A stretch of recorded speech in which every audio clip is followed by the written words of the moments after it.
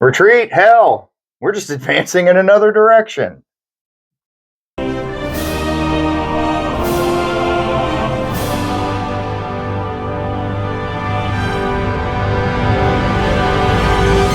Hi, everybody. I'm Bo. And I'm Chuck. Welcome back to Kentucky Fried Chronology. We're going to be doing... What are we doing? What are we doing? Tell the people. Battle of the Chosin Reservoire. Yay. Which I had to look it up because I'm a little dumb.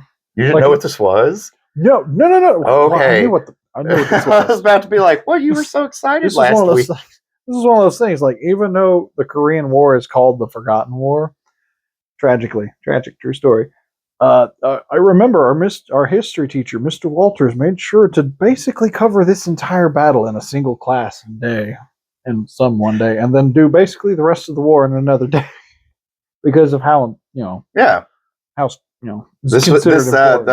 if this battle hadn't happened, the war would have been over. If the Chinese had just not gotten involved, there would be a unified Korea. MacArthur would have got his way, and history would be really different. Yeah, maybe.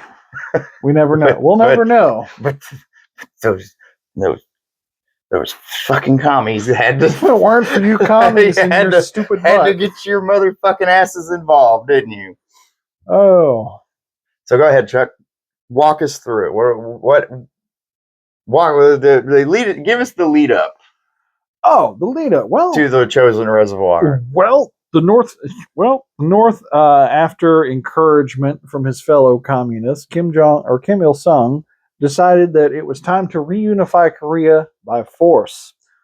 So he gathered up his forces and marched south and kind of steamrolled it. Pretty much, yeah. He basically steamrolled what little NATO force was there. They were pretty small force. There really wasn't until they pushed him just back into this little pocket. They pushed him down, and it was pretty quickly too, down to a pocket they called Pusan. Yeah, the Pusan perimeter. Yeah, and it was at that point they were basically able to just hold out just long enough for American and NATO forces to get to the for the Marines to show up. Yeah, to get to the beachhead to actual Marines that show up and they stabilize the line. Pretty much. Yeah. See, like I'm waiting for you to argue with me. No arguments necessary. And then it was kind of like that scene from Starship Troopers. They just kind of have to hold, and then until more reinforcements get there, and they just slowly start to push up. And then, basically out of nowhere, troops land at Incheon. Incheon? Yeah, you're right. Okay, yeah, I'm bad at pronunciation. And take the city pretty quickly overnight, and that's kind of what makes the communists realize, oh no, we've lost the South, retreat, and they start withdrawing pretty quickly after that. You're short stroking Incheon way too much, man. That was the most genius master stroke of anything ever. I don't like MacArthur, but I'll give him the point. I was gonna for this one. I was gonna let you do Incheon because that was really good. Incheon Peninsula is this tiny little pecker that sticks out over from the side of just below Seoul. It's a peninsula that sticks off of a peninsula. Yeah, it's real small, and it's got a seawall, and you can only land troops there for like 2-3 hours at a time during like high tide. So the North Koreans are like, nobody's stupid enough, right? They've never encountered Marines before. They'll never do this. Yeah, they'll never do it. Fuck yes, we will. So MacArthur gathers up the Marines from the Pusan perimeter, puts them on a bunch of boats. They sail around to the side and land at Incheon and just completely cut the North Korean army off from the ones in the south. Yeah, no, completely cut it off. And then they link back up with the Pusan people. They push because the dudes in the south are getting no reinforcements or supplies because MacArthur's cut them off. And then they just push up past the 38th parallel, and MacArthur's like, all right, let's go. Let's keep going. Keep pushing. Let's keep doing it. We've got the momentum. I agree. Up to this point, MacArthur hasn't done anything I wouldn't do myself because we'll admit it. We're both armchair generals. We love playing simulator, video games. Neither one of us are military guys. I have no problem with this strategy at all, and I understand why he wants to do it. I also understand why President Truman at the time, is like, quit while you're ahead. maybe we shouldn't, because what if the Chinese get involved? The problem here is MacArthur has zero respect for the Chinese. He's like, oh, a bunch of fucking rice farmers? No, whatever. What are they going to come? They're going to like poke at me with a bamboo stick or something? Yeah, that's how MacArthur felt. Mistake the first. Oh, very much so. So he argues with Truman, and Truman is like, okay, fine, we can, because I agree, we need to unite Korea, and fuck the commies. Yeah, fair enough. Good theory. You make a good case. Let's maybe kind of, I don't know if this would have stopped it really, but it's a good idea of maybe like putting a buffer in between us, of using the South Korean troops to push into North Korea, and then the Americans to back them up, and support, like air cover and all that. But let the South Koreans kind of do most of the fighting and push the North Koreans back past the Yalu River. Really, that's what Truman wanted. Yeah, not only is that a good idea for the Koreans on the ground, but that's just a great PR move at home that you can sell to the press. Yeah. Why do we have to die? Let them do it. Win-win. MacArthur just kind of is like, I will take that under advisement, and immediately forgot everything that Truman told him to do, and looked at his Marines and Army units and went, drive him some bitches to the river.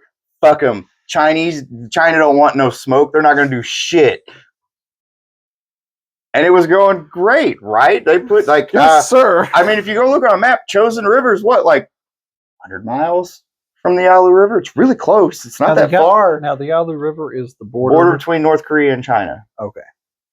Just where I'm bad at remembering. Yeah. So by the time the 1st Marine Division and some Army units are there, I can't remember, the 31st or the 37th Army Regiment are at they get to the town of Coterie, and they set up their main little like headquarters. And then O.P. Smith takes the division further north to another town called Hatari and starts building an air base, because he's like, this has been way too easy. Which I agree, it has. It's been way too easy. Like the North Koreans have been doing little pop raids, like hit them here and then disappear off, and just but just keep drawing the Americans further north, right? Yeah. So he's like super suspicious. So he's like, this isn't right. So I'm gonna make sure I have a supply line that I'm gonna need. So he builds an airstrip, sends the 1st, 5th, and 7th Marine regiments off to the west to occupy hills and control the road over there on the western side of the reservoir. You got the reservoir in the middle, and the tiny, like there's 14,000 Marines off over this direction, all spread out along this road. And then you got this little tiny Army unit to guard the eastern flank of like 3,200 guys. And to make it worse, they're all pretty new. Oh. Yeah, it's not like you took like a hardened World War II regiment that was just like, no. I live Army. I Army all day, and put them over there. We still had those guys, right? Yeah, but they were mostly like NCOs and squad leaders at this point. But like the rest of the people in the platoon, bunch of 18-year-old dudes who were probably reserves who just got called up to this shit and have never seen combat. So eastern flank lightly held, we'll just say that, right? Yeah. Now, the one thing they do have advantage of, they do have a good topography advantage. Yeah, there's lots of hills. It's very hilly. They're able to, they take, based on all the maps I saw in my studies, they were all taking appropriate high ground positions near the road so they could watch that. That's Opie.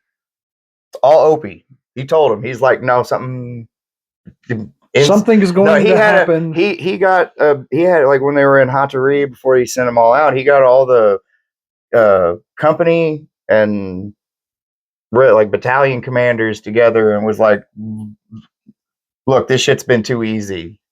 I want at least 50% guard rotation, all this like barbed wire, foxholes, all that shit. Which on a normal night it's no more than a third, right? For guard rotation? Yeah. Normal night, we're not expecting. I think 50% means you got 2 dudes on, 2 dudes off. Yeah. And 100% means is everybody's just fucking awake. Which means you're expecting some. Yeah, so they all go up, set up their positions, hang out. I think they even have Thanksgiving dinner delivered up there They to do. them, like before all this shit starts, and they're eating like half frozen fucking turkey and shit. I mean, it's probably still nice, right? Better than your shitty sea rats that you fucking got. Oh yeah, definitely Canned roast beef or whatever the fuck. Yeah, definitely improved morale, even if it was cold.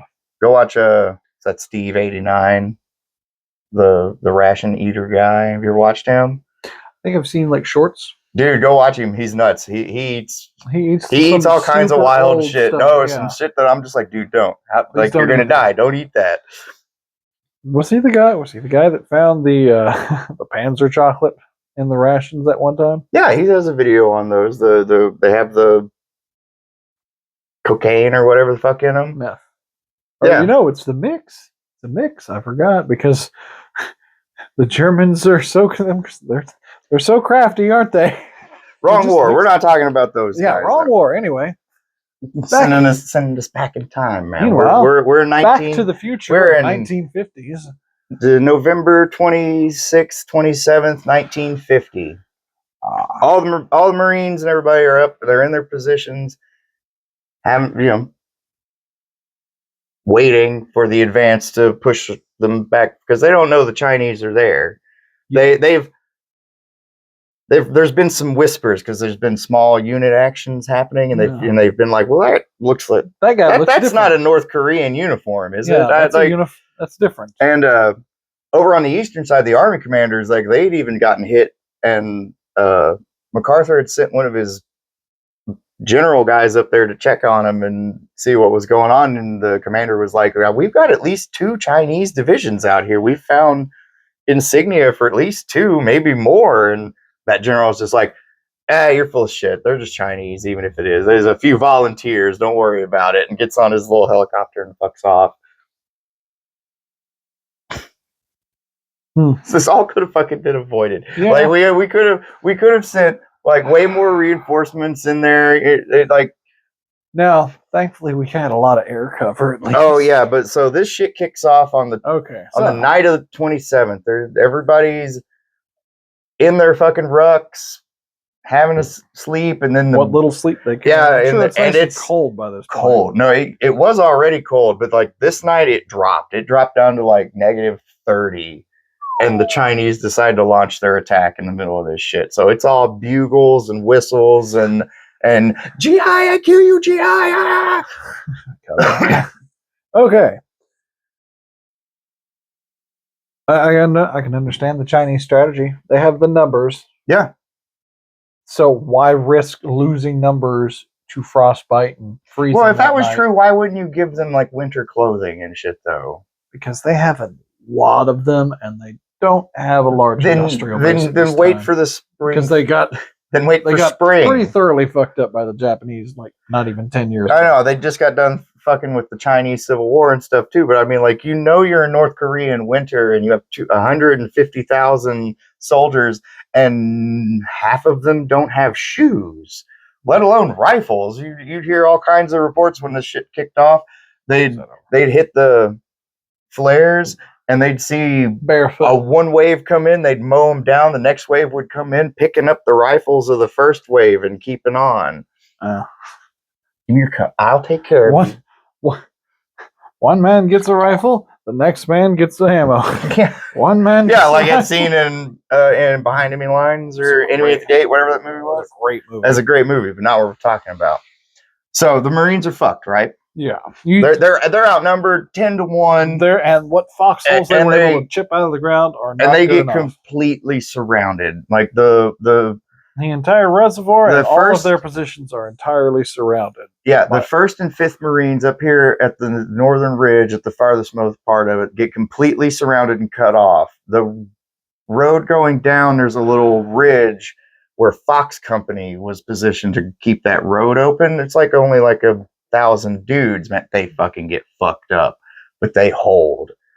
Nice. Yeah, no, the only reason that the rest of those Marines up on the ridge were able to punch their way out and make it back through was because these guys refused to fucking, like, they had like dudes with like arms blown off still fucking fighting, keeping the Chinese at bay because they have to keep that because it's like a choke point. Yeah. Because the road does this weird switchback thing right there. Yeah. So you're loading all your boys up on trucks and stuff, trying to get them out of that we have spot. those around here. I know what you're talking about. Yeah.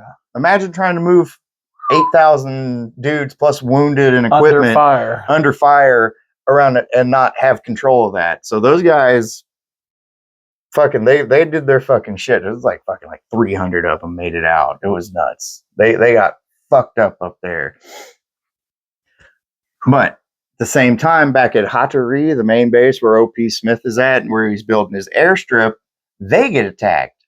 So, but there's like no standard infantry units there, right? Like there's no combat infantry there. Yeah, so he starts a bunch of guys that build. Yeah, it's a bunch of engineers and cooks and supply people and doctors. Rear with the gear. Yeah, rear with the gear guys who get handed guns and have to go out and hold that shit. And fuck yes, they do. Everybody shut up about the boys in the rear. You give them a chance, they'll give it just as good. They held that little fucking spot until all the Marines up on the ridges and the Army guys who just tip your hat to those motherfucking guys.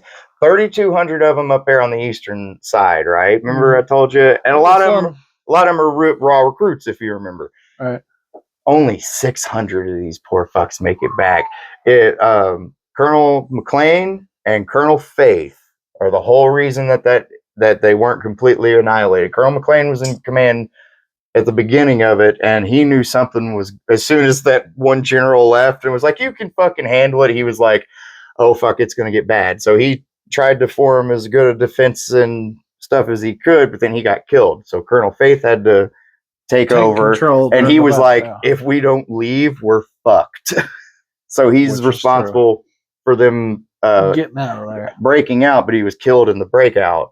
So he didn't make it back. So they just kind of straggled into the Marine lines. And I got a fucking harrowing ass story from a guy for that later. I guess I can go ahead and tell it, couldn't I? Yeah, as I say, we're already at Yeah. No, okay. They had loaded up their wounded in trucks and they were pulling back from the eastern flank, right? And because I think the eastern flank pulled back first, didn't it? Well, yeah, they were getting overrun worse than anybody. They were like the lightest defended spot. But luckily for them, they're only like 6 miles away from O.P. Smith's position and the main road leading out. Yeah, and it's relatively straight, so it doesn't have that weird switchback cutoff on the western side does. But this guy, I don't have my notebook. I wrote his name down. I can't remember his name, and I feel bad about it. But this poor bastard, he's wounded, and they throw him in the trucks. And the trucks are moving down the road, and it gets hit by friendly fire napalm. And the convoy stops, and they're like at the end. The sergeant comes running through the trucks, banging on it, saying, the Chinese are coming. If you can, get the fuck out and go south. The Marines will find you. This guy couldn't get out of the truck. So he sits there and he watches while the Chinese climb in the truck and just pop every single one of the guys in the truck with him. And he said, to their credit, he was so proud. He's like, not one of them begged for their life or cried out. They all died like men, and I'm so proud to serve with these guys. So when the gun barrel turned toward him, he didn't cry out or beg either. And then black. Obviously he didn't die because he's telling me the story in the video I was watching, right? But he wakes up on the pile of bodies because he's not dead. The Chinese see him and they're like, oh, this fucker's not dead. So they start beating him in the head and shit with their butts of their gun. Yeah, dude, start beating the fuck out of him.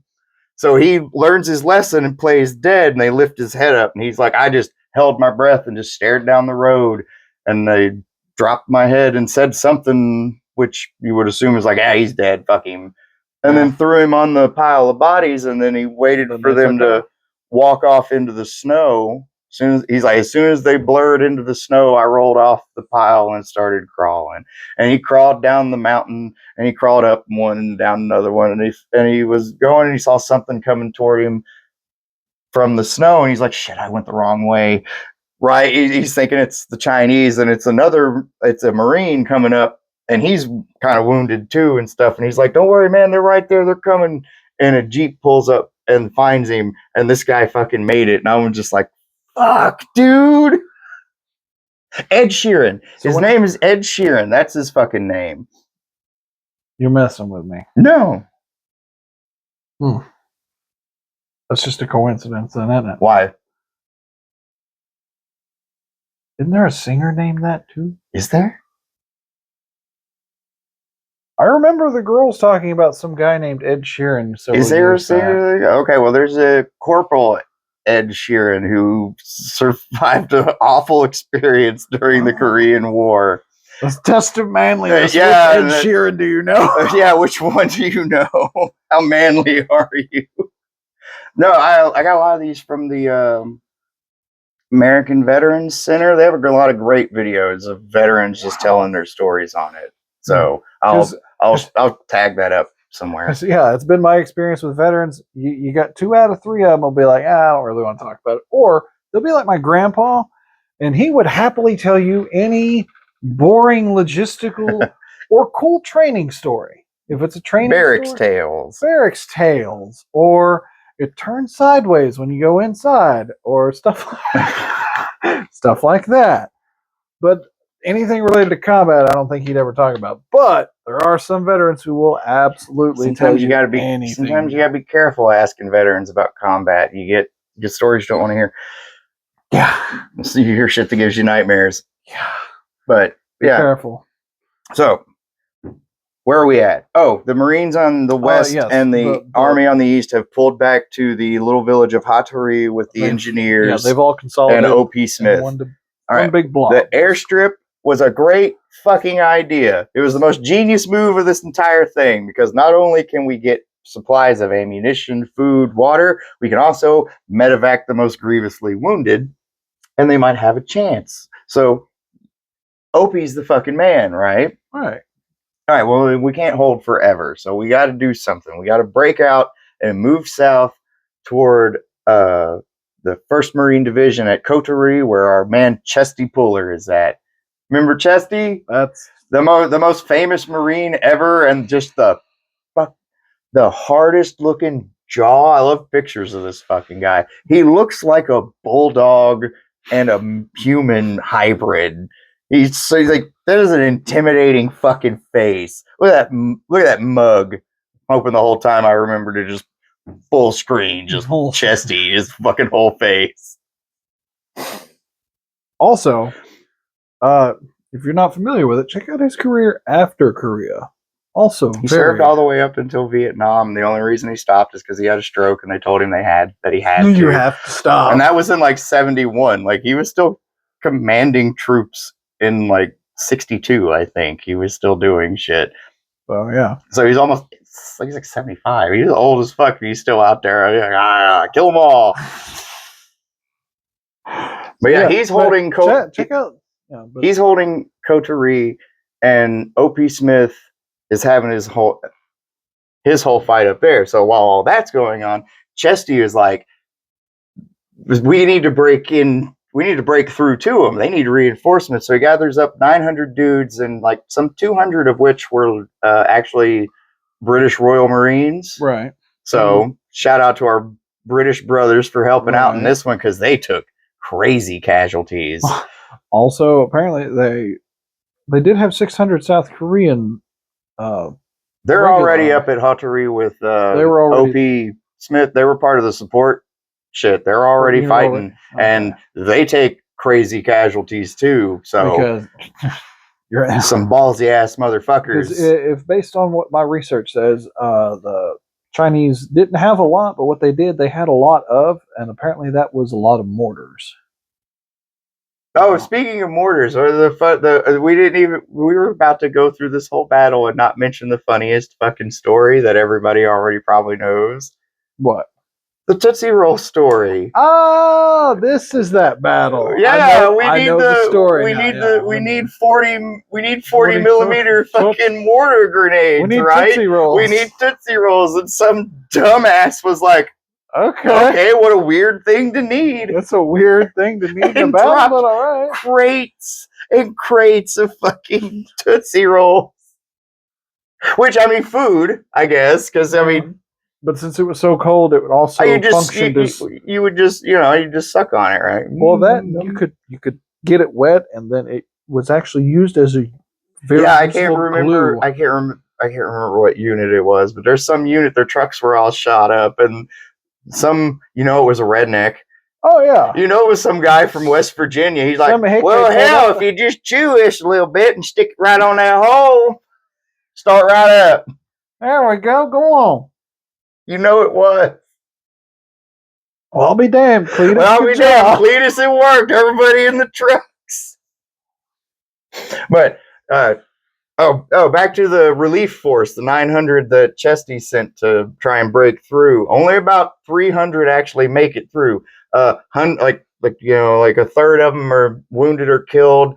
Another third, like the shit breaks down, like trucks and stuff, and they have to fucking pull back anyway. But the Marine Raiders from Britain and about 200 other Marines actually managed to break through and reinforce OP's position. Nice. And he's like, oh, thank God, all I have are cooks. So he splits all these guys into like little squads and integrates them in with his other units he gives every to advise them, I guess. Like, here, you are in charge of these 50 dudes. You guys are like in charge of these 50 dudes. Basically, every 50 cooks gets a badass. Yeah, pretty much. It's like trying to keep the line steady. It worked out great. Yeah, it keeps morale. But also meant that this is probably how the Marine Raiders ended up taking so many casualties, because they probably didn't get to fight as like a cohesive unit. They were probably like attached to other units to spread out the defenses.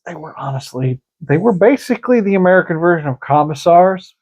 They were more or less keeping morale up so the cooks. Oh, okay. I was like, you need not use the word commissar. I'm imagining just be like, hold the line, or I put one in the back of your head. You got like one of them Webleys, right, from World War One.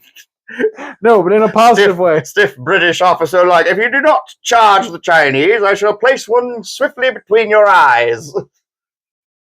I don't think they did that. No. But like in a good way. Like if you're, let's say, try and imagine you're a cook. I am a cook. You know your position's going to be overrun, but hey, you at least know how to shoot. Well, every Marine is a rifleman. Yeah, and then all of the other cooks in the unit just got added. Oh, this British SAS guy who really knows his stuff. This guy fought in World War One. Like, he's a super badass. Okay, I'm gonna do exactly what this man says. Decrepit ass old man. Yeah, back in my day. And also the shame. I don't feel as safe now. Also, the shame of running away when an old man isn't. Right? It's like, this guy's in his 50s. He's standing his ground. Yeah. I'd better do that too. If British granddad can handle it, I guess I can. Right. But no, OP's got to get back to Qatari so they can withdraw to the coast and get everybody on boats and get the fuck out of there. Which is technically a victory for us. Yeah, but it's 14 miles of narrow-ass mountain road that the Chinese have control of at this point. Yeah, just nothing but harassment Every 10 feet they were getting ambushed, and they'd have to stop, dismount, fight the Chinese off, gather up what wounded or anything they had, throw them on the trucks, get the convoy moving again. And then they get to a spot where there's this bridge. Right. And the Chinese have blown this fucking thing. And they can't just, tanks can't get across and stuff. Right. So we're all fucked, right? This is the end of the Marine Division. They're all dead, right? Right. Game over. Bye, everybody. Bye. Fuck no, this is America, goddammit. Oh. The Marines just get on the radio and go, hey, we need a bridge. The Air Force goes, bet, got you. And then within 45 minutes, they just drop a bridge on their position from a plane. No. Here's the thing. Not all of the bridge made it, I say. But they made it work anyway. That's not the point. That's the hilarious part. What they other didn't get all the parts they needed, and they still made it fucking work. What other point in history where you could say that the Army was just like, they blew the bridges? Just Amazon ship me another one. Yes, and I'm a Prime member. Get that here. Yeah, exactly. Quick, I'm a Prime member. I paid for my extra. Well, we got that blue check, or we got that blue smiley face on all my boxes. So they airdrop a new bridge in. They built the engineers, because We know how badass they are. They just built a whole airstrip in like 3 days. Right. So they knock this thing together and get the convoy moving, and they link back up with Chesty and his boys, and they do just more fighting withdrawal back toward the coast. And Nam Yang? Terrible at I'm pronunciation. probably wrong. Unless it's like certain battles, I'm terrible. Certain battles or certain generals or certain rulers, I cannot. I am more than happy to accept that I am wrong on that one. Right. But the fight's over. Mostly. For the most part. There's still just one little problem. The Chinese have been just rampaging the civilian population that the whole time that they've been moving south. And now there's a bunch of refugees that have swarmed south with the Marines, and they need to get out too. So what do? We take them with us. Yep, because we're nice like that. We could have easily just left these people. Because remember, kids, the Federation is the good guy. Yeah, no, but so the Marines turn back around. That looks like something. Sorry to sound like a Trekkie, but that looks like something the Federation would do. It is something the Federation would do. The dude Cisco would absolutely fucking turn everybody around and hold the line long enough to get the civilians onto the escape pods. Say the Dominion is pouring. Like, I just got done watching DS9 not that long ago, so I'm real focused on that. The Dominion's coming onto the station, right? The security, Starfleet security and Worf being a badass, they're going to turn and hold the line, right? While everybody else is like, you got Garrick and fucking Quark like organizing the civilians. You can do it. Do it for Chesty. Oh, I can't pour it back in. That would be a waste. Do it for Chesty. Oh, throw back a triple shot all at one go. No more Star Trek. But, sorry. But you get my point. Like we do the humanitarian thing. After we withdraw the refugees. After being so beat the fuck up, tired, frozen, frostbit. I heard a story of a guy. Yeah, they had to cut his foot was frozen. It was a solid block of ice. They had to hack his boot off, and then they finally got it healed. They got the boot off and they pulled it off, and there was it snapped his toes off, all of them, all 5 of his toes just snapped off, the whole thing and they were still in the fucking boot. And the guy telling me this story. I'm so glad this is intimate. No, so this the guy telling me this story is sitting there. He's just like, I'd do it again. It was the right thing to do. Oh, it cost me a few toes, but that's all right. It was like this fucking super charming old black guy, and I was just like, this guy, like he walked. It's like half a foot, and he's just like, worth it. Do it again. I would do again, right? So they turn and hold the line long enough to get some 20,000 North Korean civilians out of there. Right. They're like, there's like 3 million people in South Korea right now that are descended from these people who wouldn't have existed otherwise if it wasn't for O.P. Smith, Chesty, Colonel McLean, Colonel Faith, all the fallen, all those guys who froze to death in that hell of a fucking snowstorm because fuck commies. And also, MacArthur, you overextended our lines, dumbass. Fucking quit while you're ahead. Shit, man. Get him. Go for his throat. Tell him that's why he got fired. No, the Chosin Resevoire debacle, the fact that he didn't listen to Truman about using the South Koreans. That was the cake. But you know what the icing was? The fucking cobalt nukes that you wanted to use. Oh yeah, that was the straw, right? Where he's just like, let's just nuke them. Let's just like a line of nukes. We'll make it a wasteland. They'll never be able to come through. The fact that Truman, and here's the thing, Truman was this. That's some 40K shit and right there. Here's the thing. Watch Exterminatus on the top half of the continent. Truman was no fucking peacenik pussy himself when he had to talk. When he talked to he's the one who was at the end of World War II. He was the one he told. He knows what he's doing. He was the one he told Oppenheimer to never. Yeah, don't bring that pussy back in my office again. Exactly. Wasn't that funny when you first read that? You're So like, when- I didn't know they talked that way back then. Yeah, I thought pussy was a modern word. I didn't know they. No, I they just- trash talked each other. So now, like, you're like you want to go write like a historical from like the 1850s where people are just like, yo, fuck you, you pussy. Yeah, sometimes it is that way. It'll start out No. flowery, but There it is. We do Grant and Lee. historical trash talk. And it's like the surrender meeting and shit. And it's just like, Grant trash talking just the whole time. just talking shit to Lee the He's whole talking time. mad shit too. Drunk as fuck because it's Grant, Oh, right? yeah. Oh yeah, like empty bottle comes in. Empty. He's already halfway through the bottle. He's like, we finally got you. Okay, wrap it up. Back to the end of Chosin. Yeah, you had any other questions that I might be able to answer? Because I kind of hijacked the episode from you. I'm very sorry. Did. No, it's great. Because I knew what every high schooler should know about the Battle of Chosin. What I feel every high schooler should know. Do you not have battle autism like I do? I do. Oh no. Or I want to know like every detail of every squad that did anything. I want to know how many bullets this one guy fired. Maybe not. Don't go that deep, do you? No, that doesn't quite tickle my tism. Grand strategy. You're more of a pegs on the board guy. You know, either pegs on the board or cool. crosshairs on the target guy. So when we take over the world, you do like the grand strategy shit. I'll be the general on the ground and the shit with the boys, right? I'm Gowron, you're Martok. Fuck yeah, I'm on to hell yeah, dude. I'm for that. I'm Botok. But in this case, Gowron's not some dumbass or not some fucking you don't have the eyes, man.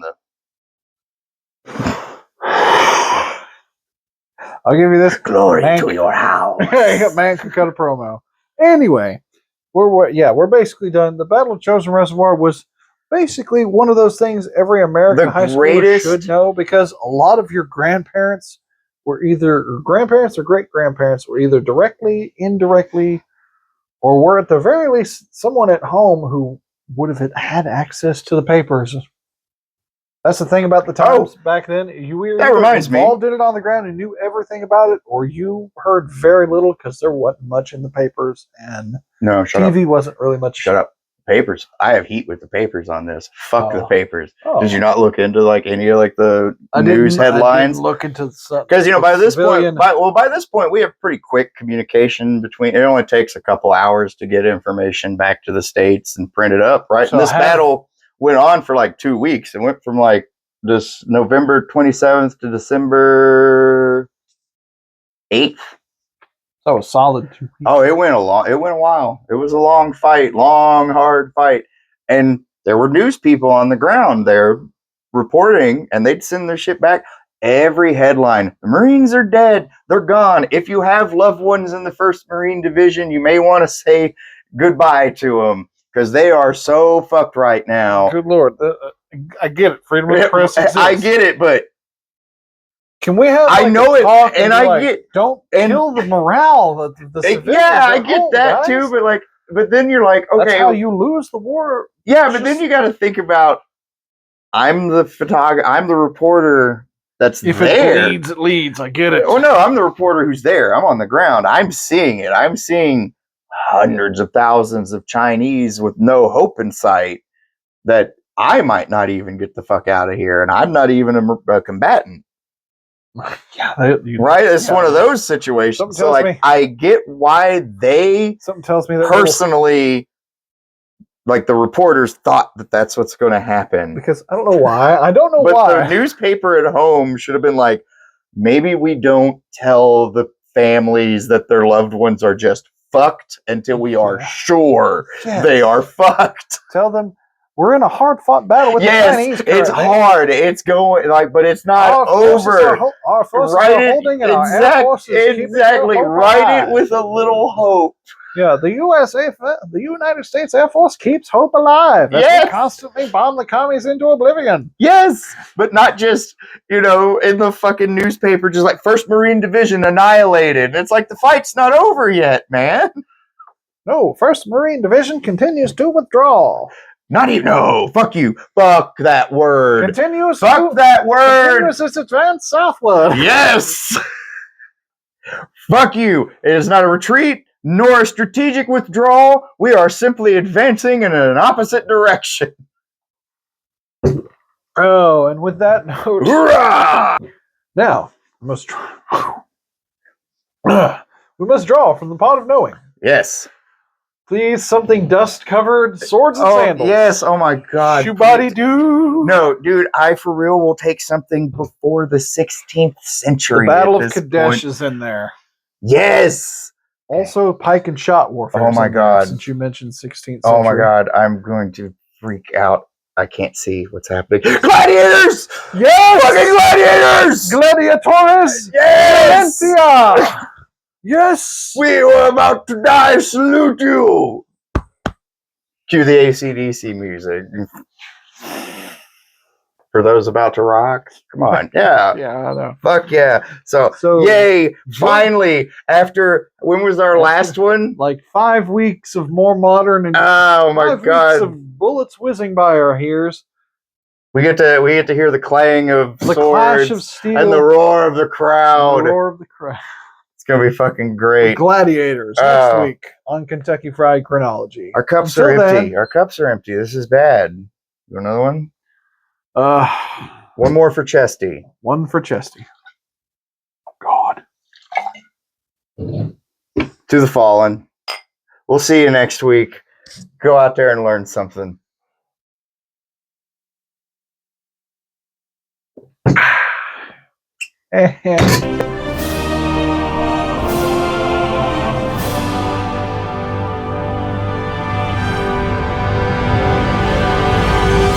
That was fun. That was good.